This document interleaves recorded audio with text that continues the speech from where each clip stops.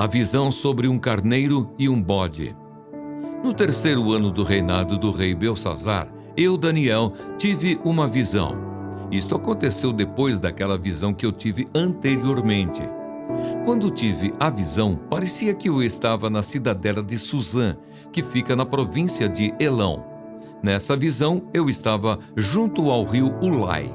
Levantei os olhos e eis que diante do rio estava um carneiro que tinha 2 chifres. Os 2 chifres eram compridos, mas um era mais comprido do que o outro, e o mais comprido apareceu por último.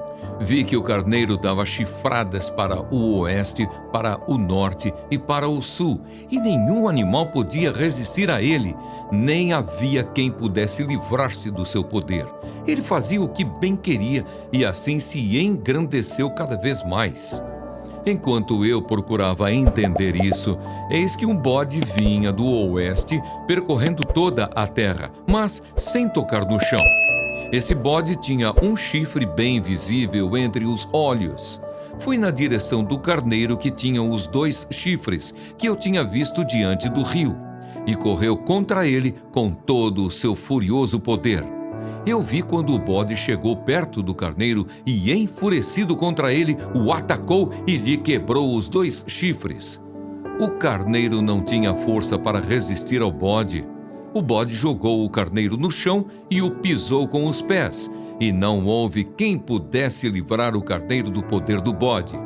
O bode se engrandeceu cada vez mais, porém quando estava no auge do seu poder, o seu grande chifre foi quebrado, e em seu lugar saíram 4 chifres bem visíveis que cresceram na direção dos 4 ventos do céu.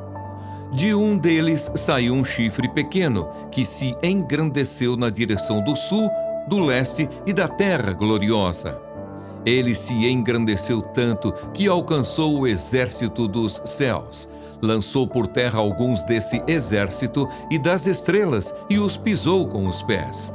Ele se engrandeceu tanto que chegou a desafiar o príncipe desse exército. Tirou dele o sacrifício diário e destruiu o lugar do seu santuário.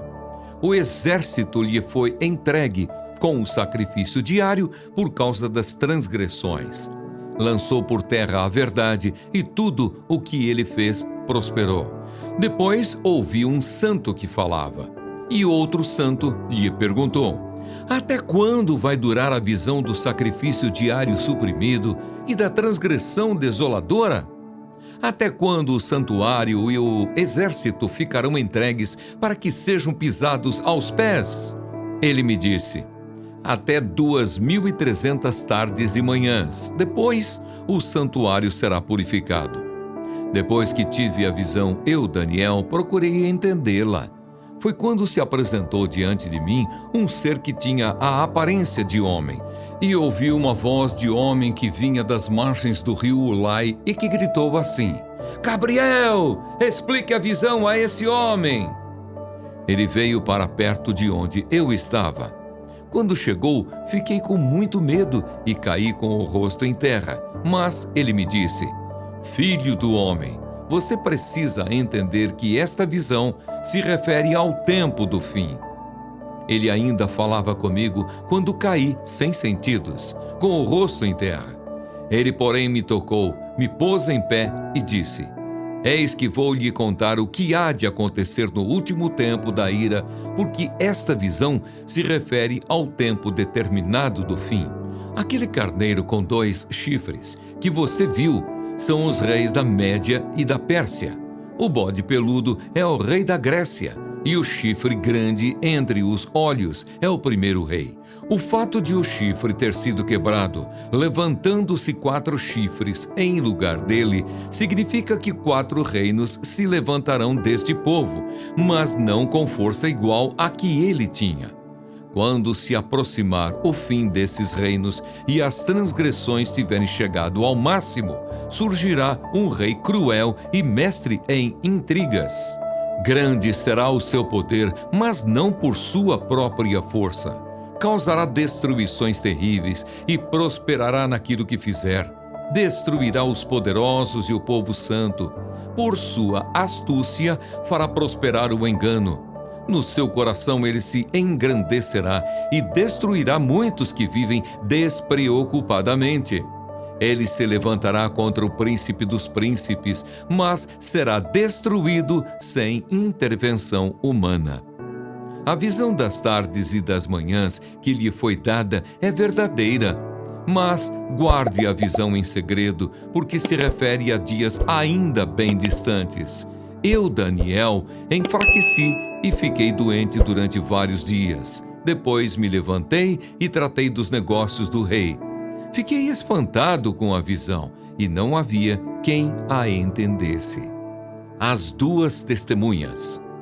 Foi-me dado um caniço semelhante a uma vara, e também me foi dito: levante-se e vá medir o santuário de Deus, o altar, e os que adoram no santuário.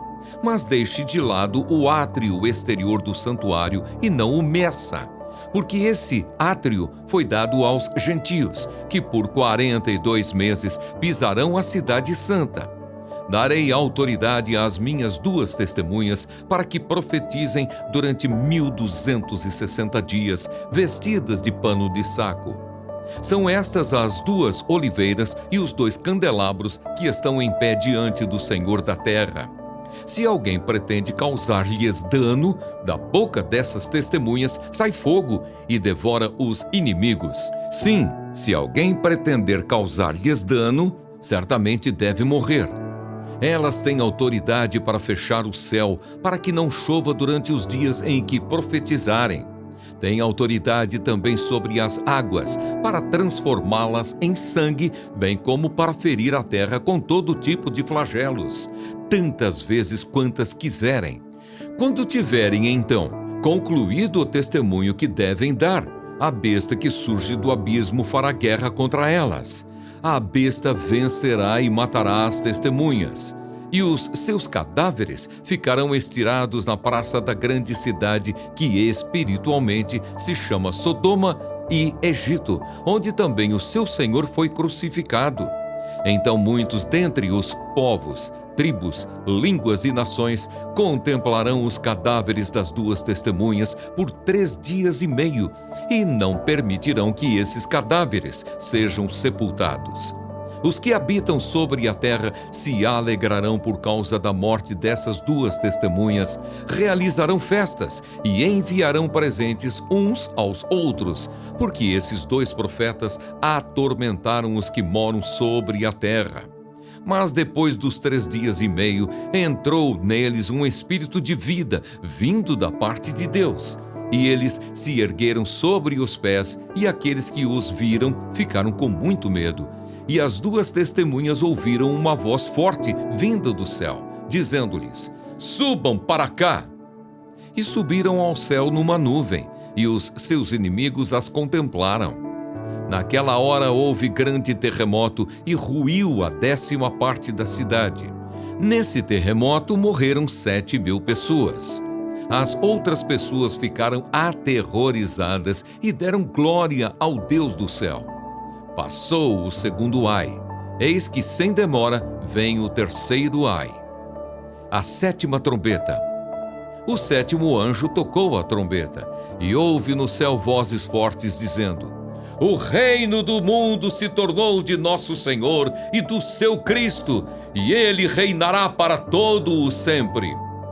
E os 24 anciãos que estavam sentados no seu trono diante de Deus prostraram-se sobre o seu rosto e adoraram a Deus, dizendo: graças te damos, Senhor Deus Todo-Poderoso, que és e que eras, porque assumiste o teu grande poder e passaste a reinar. Na verdade, as nações se enfureceram, chegou, porém, a tua ira e o tempo determinado para serem julgados os mortos, para se dar o galardão aos teus servos, os profetas, aos santos e aos que temem o teu nome, tanto aos pequenos como aos grandes, e para destruíres os que destroem a terra.